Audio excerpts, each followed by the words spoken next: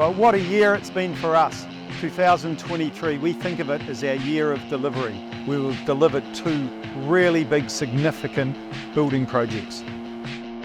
New Machine Hall 3, 1,000 square metres of air-conditioned, serviced facility to house our new machine retooling project. A project that's seen us significantly increase our automation and machining with all types of automation, robots, bar feeders, gantry loaders, coupled with state-of-the-art multi-axis machining lathes and machining centres. Our 800 square metre new office block housing our commercial and technical staff, coupled with fantastic CAF and service facilities for all staff across the company.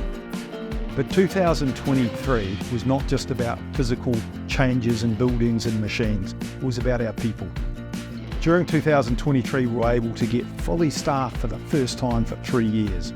That's enabled us to get back to decent levels of customer service, which we struggled to have over the COVID-inhibited period. We rolled out a complete new company values philosophy. We've also created a new health and safety management framework to really improve health and safety across the whole company. We've implemented new payroll systems to make it easier for our staff. And we've continued on our development training across all staff. So 2023 was our year of delivery. Now we've got 2024 to look forward to. We cannot wait.